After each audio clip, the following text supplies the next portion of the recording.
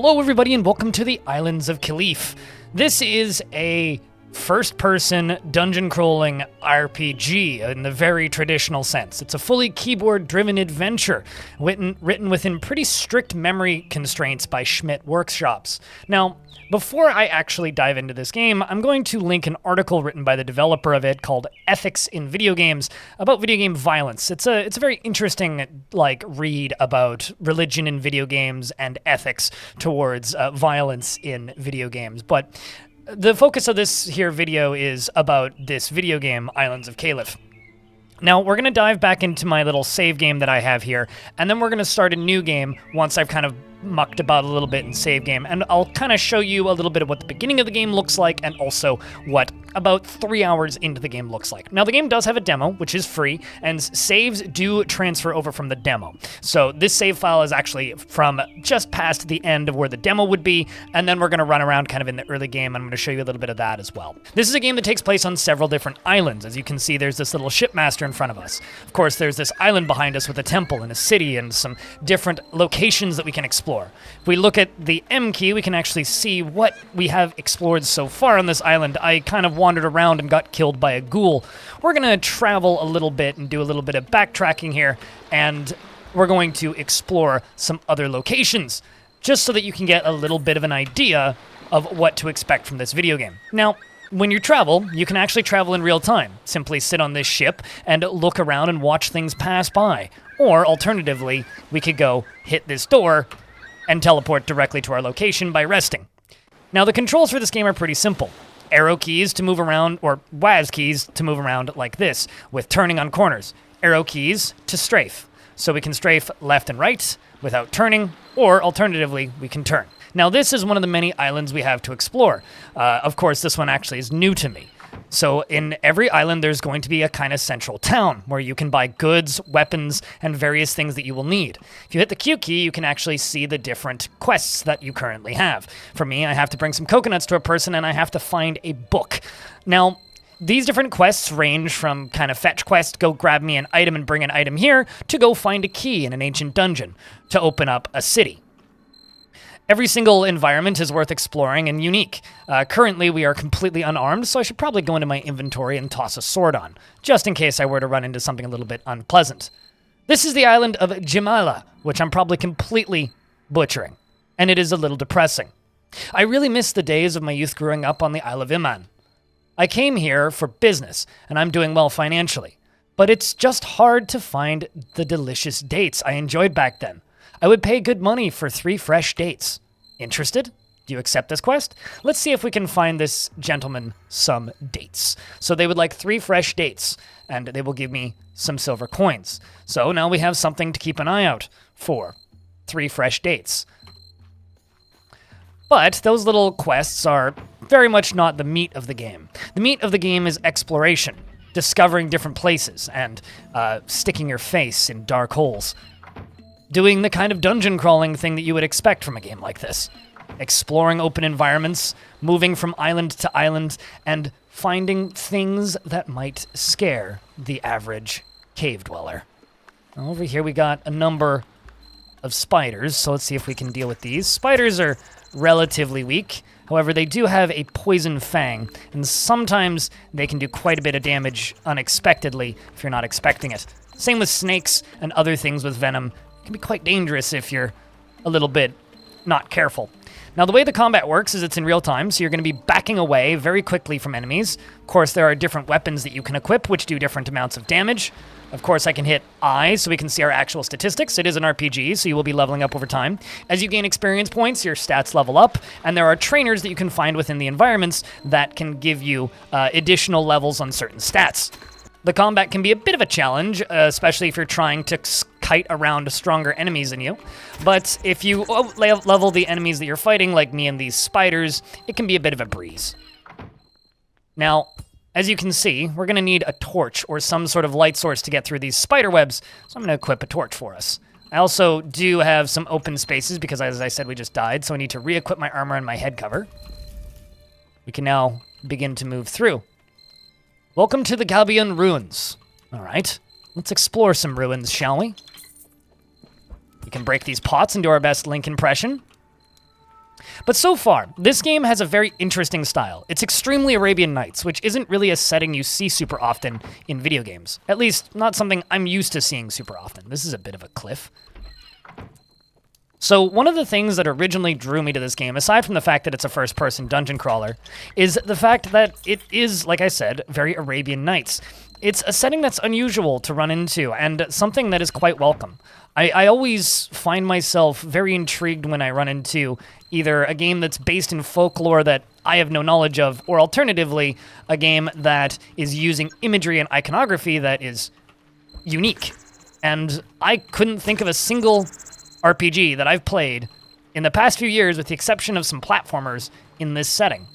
So upon watching the development of this game over the past couple months, it's been really neat seeing the different weapons and the different ideas, and also the implementation of religion in this game. So I actually have a prayer rug here, which I can press E to use. However, I don't have the knowledge to use it yet.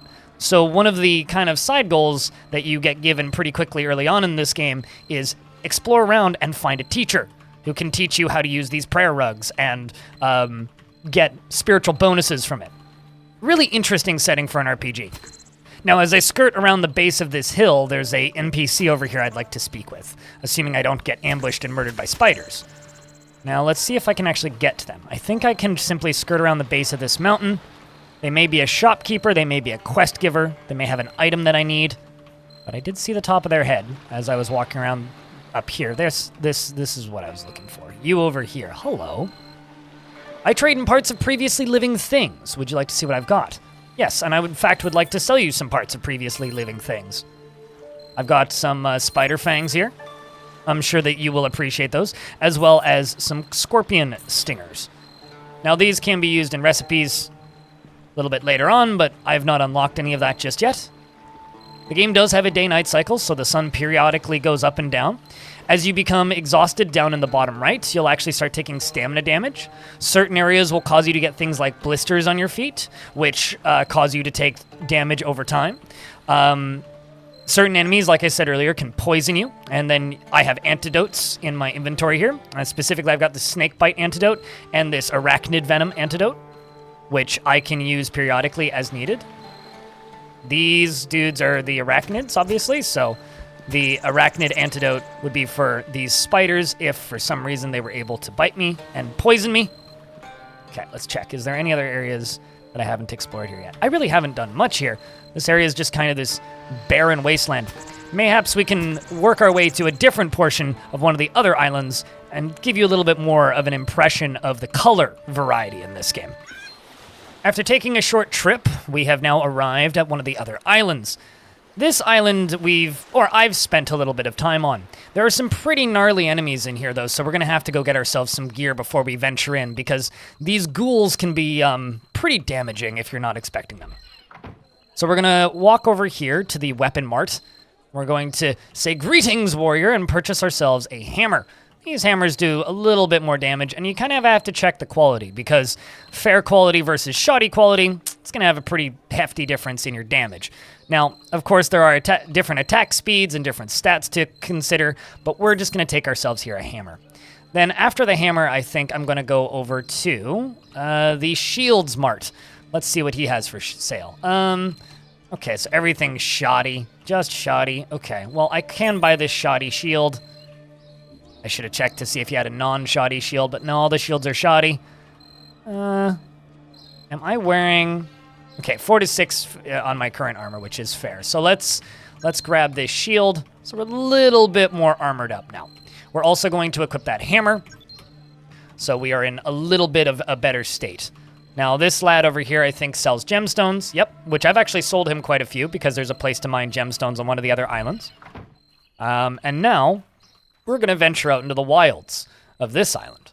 Now, I did say that we're going to jump back to the beginning of the game pretty soon in this video, which I'm going to do after I clear a little bit of space. I just want you to see a little bit of the enemy variety, because you've seen a little bit of the spiders that you fight, and now we're going to go and see some of the ghouls. So the ghouls... whoop, there's one. The ghouls live around this temple, which is run by the King of the Dead. Uh-oh, I'm backed into a corner. So all I can do is hit him. Not a good place to end up, but it is what it is. So as you see, we are taking stamina points from blisters. We can then move down into the temple. I should probably equip one of my torches. I really need a lantern for this area, as they last longer than the torches.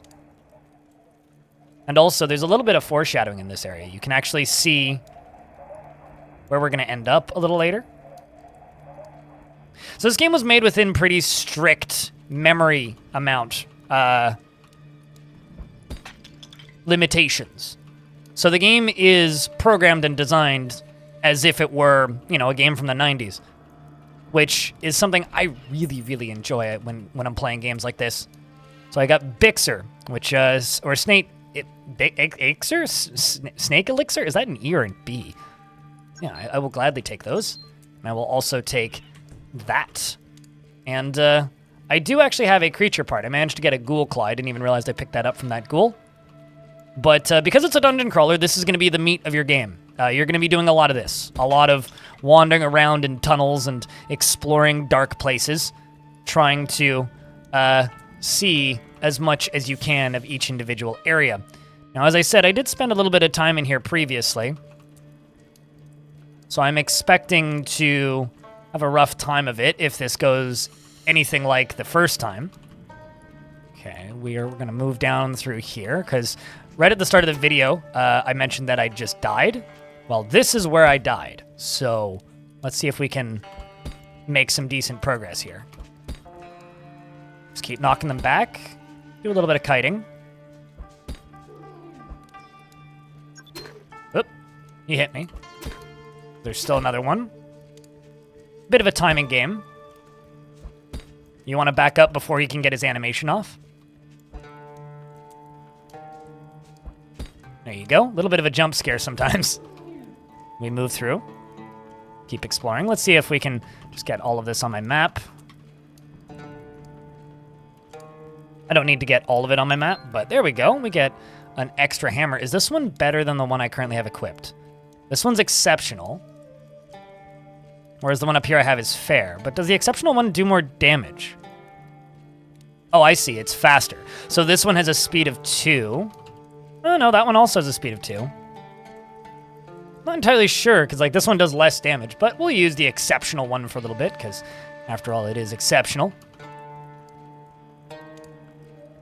And we're going to kind of move around. We're going to run through and see what else we can find here. Object cannot be damaged. All right. There's a pot down here I can play Legend of Zelda on. I'm going to move through the open areas and walk down slowly into the darkness. And of course, we can see it moving up here.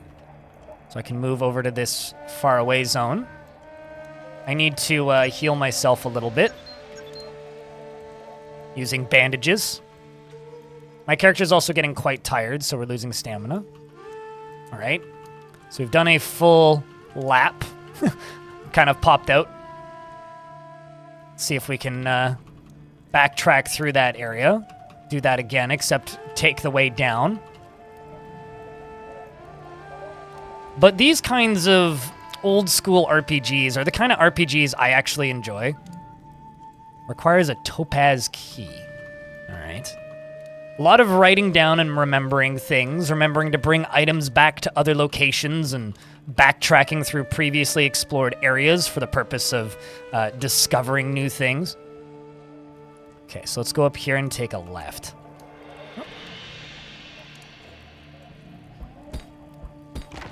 Interesting. Of course, I spotted that on the mini-map. Let's move through this. Got ourselves a cave spider.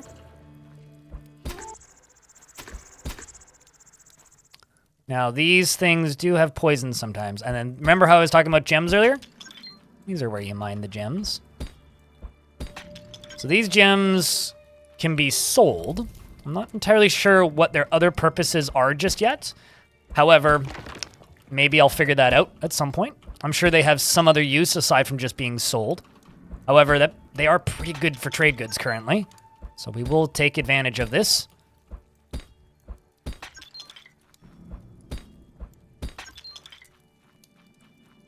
So I'm taking damage because my character is hungry, so it's asking me to seek food. So I think what we're going to need to do, now that I've done a little bit of mining, is we're going to have to run back to town because I need food, and we have done a little bit of delving into this dungeon, and it has been quite successful. However, dying is not a sign of success, so we are going to run back to town. Well, I didn't find the food vendor, but I did find a potato, so I can eat the potato, which is going to give us a little bit of sustenance so that we can, at the very least, stop taking damage for existing, which is nice. Exploring this city largely for the first time, I know there will be a food vendor around here somewhere, but I have much to teach in the pious student of knowledge. But if you seek to learn, you must first speak with my brother, Nadim. He lives in the Mizine village to the northeast. Seek him out and return if you choose. That seems like the beginning of yet another quest line. You'll love to see it. Well, I'm getting stuck in this area, looking for food mostly. Fortunately, it seems like talking to people increases the speed at which you rest, which is quite nice. Also, these little underground areas around here. Seems like a dungeon of sorts. Of course, the dungeon is very kind and leaves bandages everywhere for us. How nice of it. Is there somebody I can speak with in here, or a sign I can read? Looks like there's a quest giver that's going to be in here at some point, because there is a quest giver icon, but let's move back up. Guarding the Sultan is a full-time job. He is very busy, and I have a favor to ask. It seems I cut my finger while sharpening my sword. I cannot leave my post, and I am in need of my bandages. I would take time off, but I am embarrassed by the whole incident, so I really don't want my men to see what happened either. Would you help me? Yes, I'll accept this quest. Great, I really need my bandages. So then I can... Okay, he dropped them. These are the bandages I just found in the prison area. So come back later, and I will let you meet the Sultan. That's interesting. So we gave him his bandages back, and he's giving us the opportunity to meet the Sultan, which is very kind of him. But like I said earlier, I think it's time to go take a peek at the early game of Islands of Caliph. So I'm going to save this particular playthrough, and when I return in a couple of seconds, we'll take a look at some of the early game. So this is the early game. You initially show up at this area, near a small tent. So we're going to speak with our tutorial giver. Please help. Spiders seem to have infested my cornfield. These are really large, dangerous creatures. Be careful. Don't venture too close without a weapon. I will pay you 5 silver coins if you can get rid of them. Do you accept this quest? Naturally. I do not have a weapon, however, so I should not approach them too closely without one. So we should scavenge around and see if we can find a weapon. We're going to move around now. Of course, there's more spiders over here. Now, it shouldn't be too hard for us to find a weapon, as there's a club right here. So I can now open my inventory and equip our shoddy club, which will be more than enough for us to beat the ever-living crap out of these spiders. So if you decide to play the demo, this is what you will see. You will be greeted by this lovely individual, tell him that you have a weapon, and then have to fight some spiders. Once the spiders have been dealt with, you can then get the 5 silver coins as reward. Learning the basics of combat. It's pretty quick. Nice simple system of dancing with spiders. And then, of course, we can walk around in here and take some corn, because it's there, so why not? Now we can go speak with our quest giver, and says, wow, thank you, here's your payment, and please keep my club, for I am too old to use it anyway. I cannot thank you enough for all of your help.